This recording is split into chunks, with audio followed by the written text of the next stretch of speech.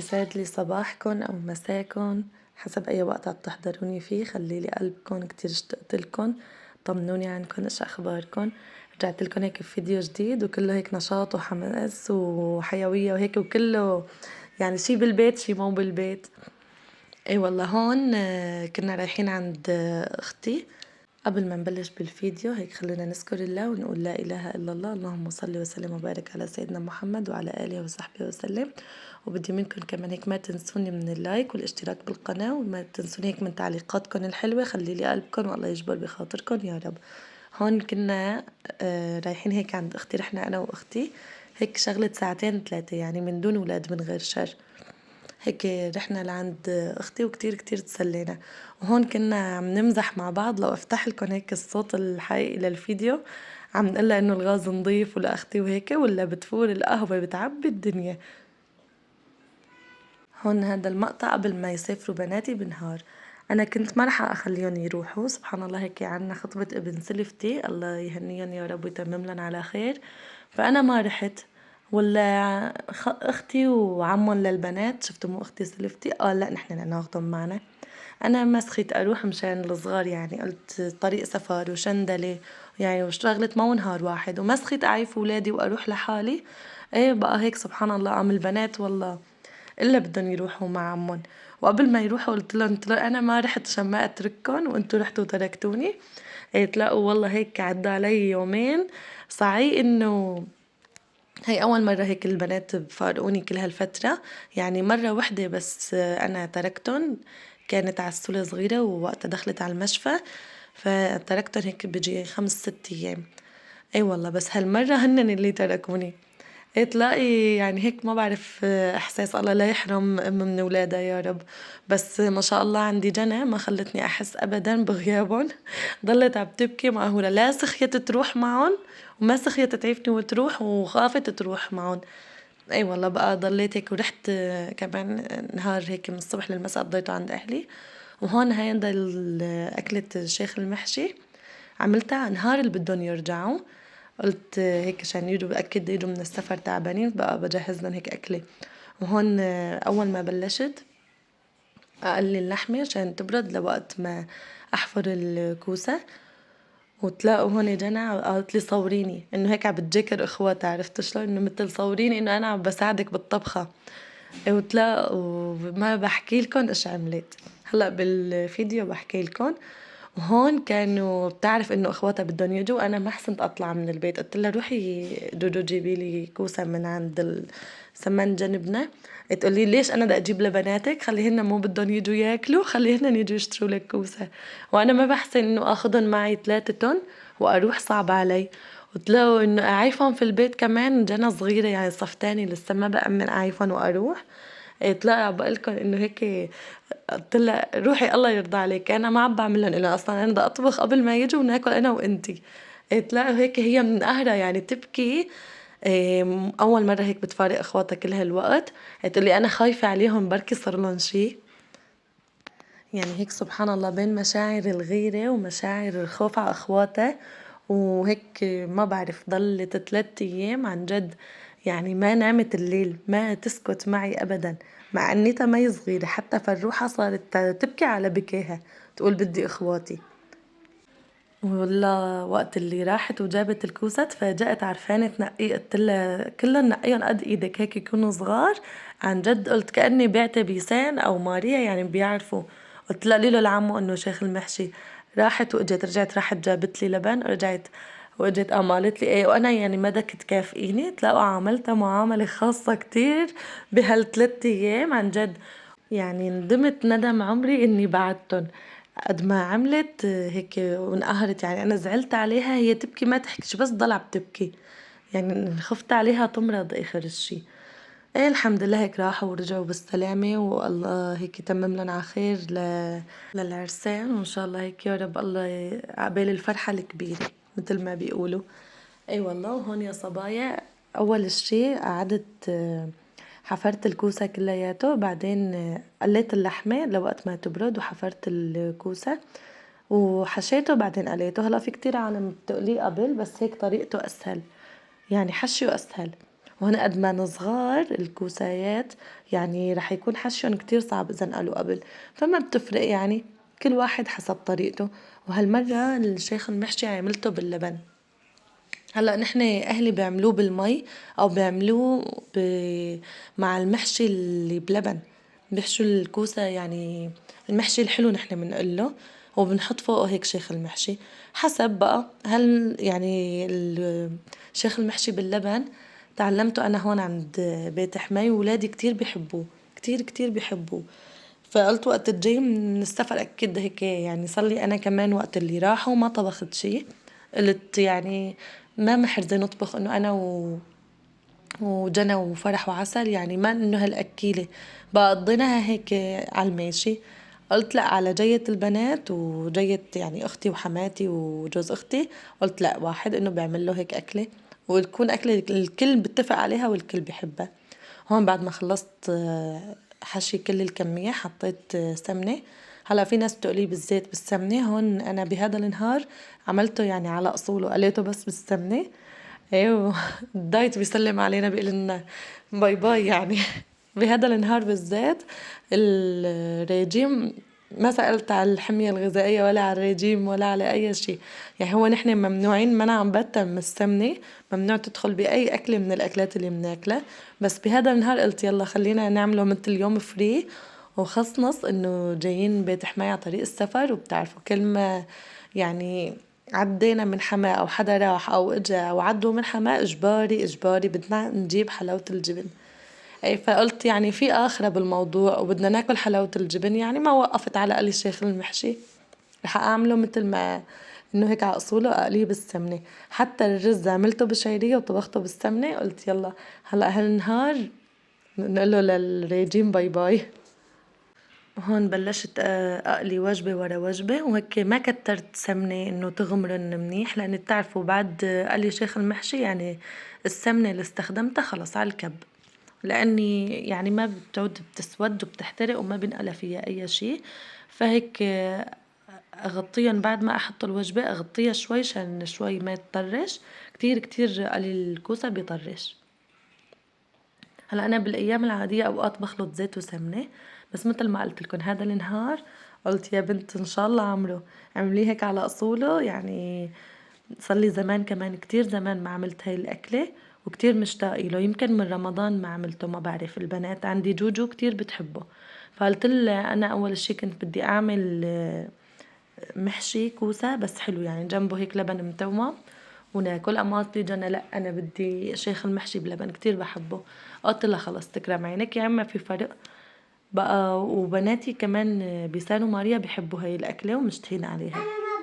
هاي فروحة قاعدة جنبي عم بسجل أنا هلأ صوت للفيديو، قلت بدي ما أعيفه يعني أتأخر أكتر من هيك. فعم بحكي عن شيخ المحشي قال أنا ما بحبه، مع إني أكلت كني نسيت.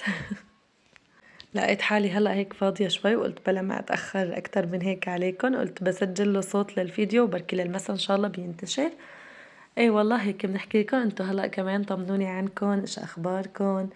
مديتوا السداج ولا لسه؟ هلا أنا مديت سداجة بصراحة ما صورت، لأني يعني ما عندي إنه هالشي إنه يا لطيف هي هالغرفة ومديت فيها السداجة إنه هيك على الماشي. امبارحة والله أنا رحت مديت، يعني عم بلاقي لسه إنه الجو مقبول كنت، بس لأمبارحة قلت لا خلص هيك حست حوسة نظيفة، حممت البنات، قلت لا طالعين من الحمام وصار برد، هي هالسداجة عملت هيك ومديتها والله وما صورت.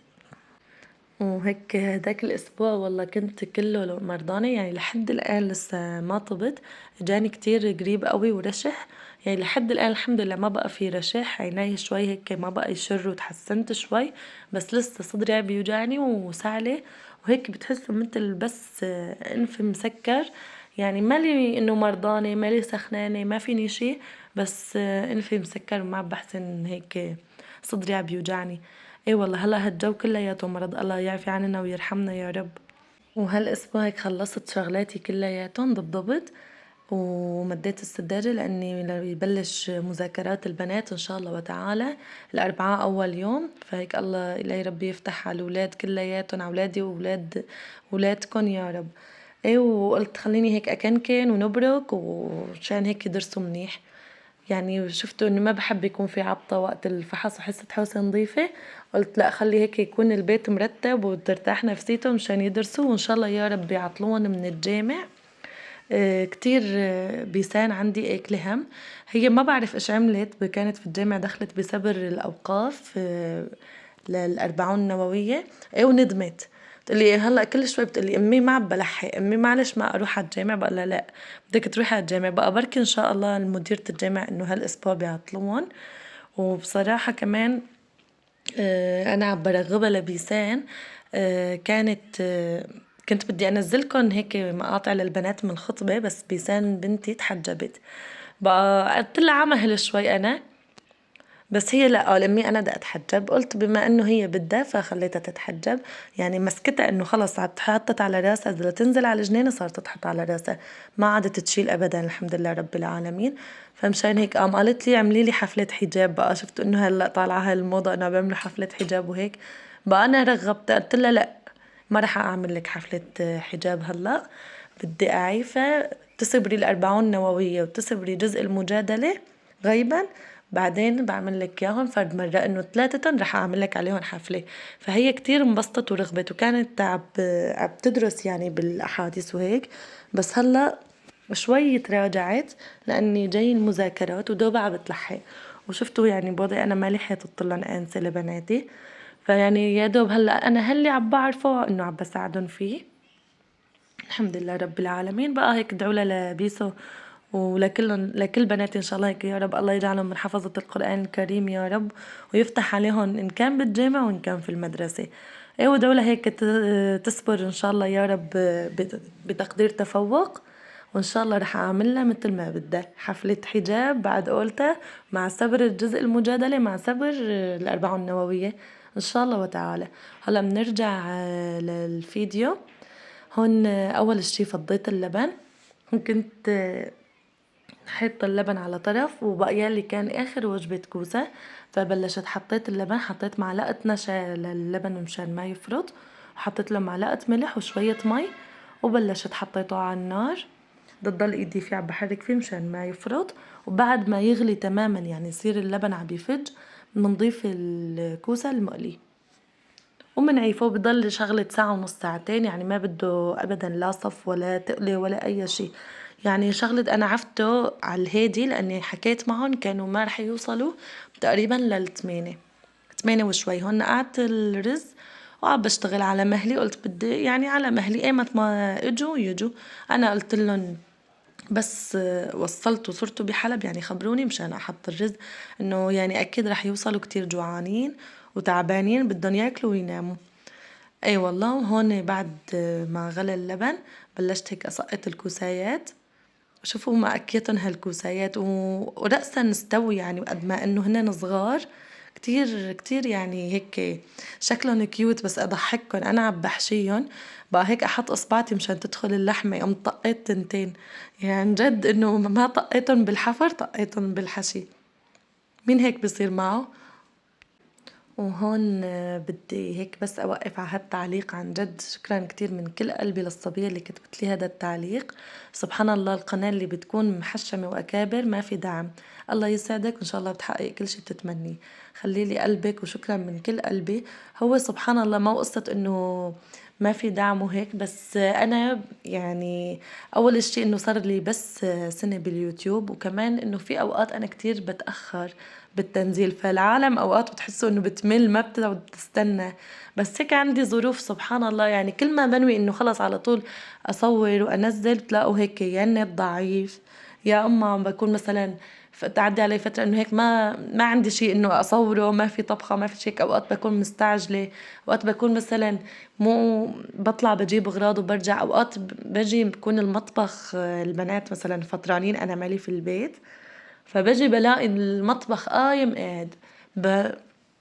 بقى شفته قبل ما اصور لازم انه انظف وارتب وهيك. بقعد انا بعلق على الطبخه وانا عم بحرك الطبخه وعم بطبخ، بتلاقوني هيك بوقف بجلي وبرتب المطبخ. بكون مستعجله، عندهم جامع عندهم دراسه، بكونوا مستعجلين جوعانين فبنقهم، فما بيصبروا علي اني لوقت ما شفتوا اذا بدي اصور بدي انه انظف قبل وبعدين اجهز الطبخه وهيك. عن جد التصوير كتير كتير بيلكع، كتير بياخد وقت. فكتير أيام بختصر يعني إنه ما بصور. أوقات مثلا كمان بصور الفيديو كله وبمانجه، بجد أقعد أسجل صوت للفيديو بالليل، مثلا بتفيق عسل بتبكي، كنا قاعدة مثلا ما بيناموا أمي نامي معنا وهيك، فبتلاقي هيك بعصب كتير، وبتلاقي إنه هيك سكرت الموبايل وقال خلص ما بدي أعمل شي. إيه الحمد لله، هيك الله يحميهم ويخليهم، وهيك أشوفهم يا رب هيك صبايا وأفرح فيهم إن شاء الله يا رب هنن، وإن شاء الله هيك هالدعوة إلي لأولادي ولأولادكم إن شاء الله يا رب. هون هيك كان الشكل السفرة النهائية عندي، وعن جد جربوا هالأكلة ما بتندموا، من أطيب الأكلات. هلا بجوز في عالم تستغرب من شيخ المحشي بلبن، بس كتير كتير طيب. وشوفوا شلون هيك الكوسة عم بيتقطع فورا، وكتير طعمته طيبة. وهون آخر الليل بعد ما راحوا الضيوف وراحت حماتي وناموا البنات من غير شر كلهم نيمتن، هيك قمت أعمل بقى فنجان قهوة على رواق غير شكل. يعني ايش قد ما شربنا قهوة الصبح، مو مثل قهوة آخر الليل. مين هيك بيتفق معي؟ هون كانوا الله يرزقهم جايبيلي معهم كمان حلاوة الجبن، فقلت يعني ما خير بينا وخير بينا، وأكلنا وتعشينا، وحتى عملت شاي أحمر. يعني بالعادة عم نشرب شاي أخضر وبلا سكر، قلت لهم لا شاي أحمر وبسكر لا تزعلوا. قلت لهم يعني خربنا وخربنا. فوقفت على حلاوة الجبن ما وقفت. هون جبت لكم هيك هالقطر وحطيت لكم فوقها، وقعدت سهرة غير شكل عن جد. بتحسوا الحلو بيعطيكم هيك إحساس بالسعادة يعني. هون كمان غليت هالقهوة وصبيت هيك هالفنجان القهوة جنبه حلاوة الجبن، وقعدت سهرت لي هيك شغلة ساعة ساعة ونص. بعد حطيت راسي ونمت مشان نفيق على المدرسة أفيق البنات، ولا ألاقي لكم فيقت البنات قال كلهم تعبانين من السفر وما خرج يروحوا على المدرسة. فاليوم قلت له لا حاج بقى، خلص خلصنا روحات وجيات وسفر، بدنا نقعد بقى بالبيت ونهتم بأمور دراستنا ووظائفنا ومذاكراتنا. ولهون تقريبا وصلنا لنهاية الفيديو. إن شاء الله تكونوا استمتعتوا بالفيديو، وإن شاء الله هيك يكون الفيديو عجبكم. وما تنسوني من اللايك والاشتراك بالقناة وتعليق حلو مثلكم، خليلي قلبكم والله يجبر بخاطركم يا رب. سلامات.